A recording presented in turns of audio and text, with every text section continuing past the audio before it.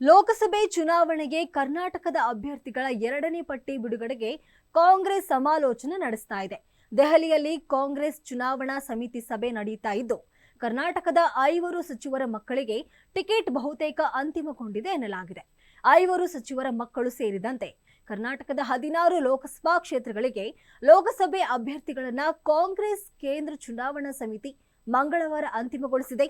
ಉಳಿದ 5 ಸ್ಥಾನಗಳ ಬಗ್ಗೆ ನಿರ್ಧರಿಸಲು ಇಂದು ಮತ್ತೊಮ್ಮೆ ಸಭೆ ನಡೆಯಲಿದ್ದು, ಬಹುತೇಕ ಅಂತಿಮಗೊಳ್ಳುವ ನಿರೀಕ್ಷೆ ಇದೆ. ಮೊದಲ ಪಟ್ಟಿಯಲ್ಲಿ 7 ಕ್ಷೇತ್ರಗಳಿಗೆ ಅಭ್ಯರ್ಥಿ ಘೋಷಿಸಿರುವ ಕಾಂಗ್ರೆಸ್ ಉಳಿದ ಕ್ಷೇತ್ರಗಳ ಅಭ್ಯರ್ಥಿಗಳ ಆಯ್ಕೆಗೆ ಮಂಗಳವಾರ ಹೈ ವೋಲ್ಟೇಜ್ ಮೀಟಿಂಗ್ ನಡೆಸಿತ್ತು.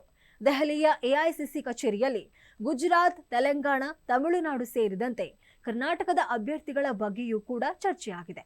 ಸಭೆಯ ಬಳಿಕ ಮಾತನಾಡಿದ ಸಿಎಂ ಸಿದ್ದರಾಮಯ್ಯ, ಕಾಂಗ್ರೆಸ್ ಅಭ್ಯರ್ಥಿಗಳ ಪಟ್ಟಿಯನ್ನ ಇಂದು ಘೋಷಣೆ ಮಾಡುವುದಾಗಿ ತಿಳಿಸಿದ್ದಾರೆ. ಹಾಗಿದ್ರೆ ಯಾವೆಲ್ಲ ಸಚಿವರ ಮಕ್ಕಳಿಗೆ ಟಿಕೆಟ್ ಸಿಗಬಹುದು?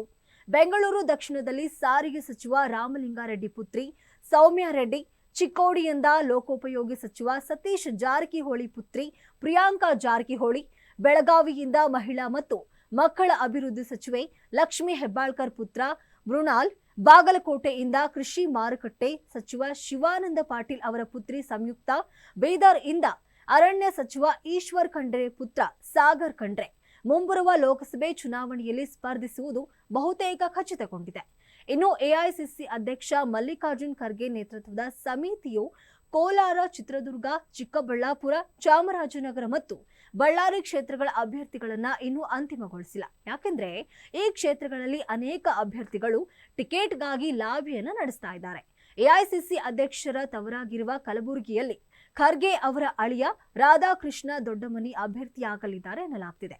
ದಾವಣಗೆರೆಯ ಹಿರಿಯ ಶಾಸಕ ಶಾಮನೂರು ಶಿವಶಂಕರಪ್ಪ ಅವರ ಸೊಸೆ ಪ್ರಭಾ ಮಲ್ಲಿಕಾರ್ಜುನ್ ಅವರನ್ನ ಕಣಕ್ಕಿಳಿಸಲು ಕಾಂಗ್ರೆಸ್ ನಿರ್ಧರಿಸಿದೆ. ಅವರ ಪತಿ ಎಸ್ ಮಲ್ಲಿಕಾರ್ಜುನ್ ಗಣಿ ಮತ್ತು ಭೂ ವಿಜ್ಞಾನ ಸಚಿವರಾಗಿದ್ದಾರೆ. ಸದ್ಯ ಅಂತಿಮಗೊಳಿಸಿರುವ ಪಟ್ಟಿಯೇ ಬಹುತೇಕ ಫೈನಲ್ ಎನ್ನಲಾಗ್ತಾ ಇದ್ರು, ಕೊನೆ ಕ್ಷಣದಲ್ಲಿ ಕೆಲವು ಬದಲಾವಣೆ ಆಗುವ ಸಾಧ್ಯತೆ ಇದೆ. ಯಾಕೆಂದ್ರೆ ಬಿಜೆಪಿಯಲ್ಲಿ ಅಸಮಾಧಾನಗೊಂಡಿರೋ ಡಿವಿ ಸದಾನಂದಗೌಡ ಹಾಗೂ ಮಾಧುಸ್ವಾಮಿಯನ್ನ ಪಕ್ಷಕ್ಕೆ ಕರೆತರಲು ಕಾಂಗ್ರೆಸ್ ಪ್ರಯತ್ನಿಸ್ತಾ ಇದೆ. ಹೀಗಾಗಿ ಇವರು ಬಂದ್ರೆ ಯಾರಿಗೆ ಯಾವ ಕ್ಷೇತ್ರ ಸಿಗಲಿದೆ ಎಂಬುದು ಪ್ರಶ್ನೆ ಆಗಿದೆ ಎಂದು ಹೇಳಿದ್ದಾರೆ.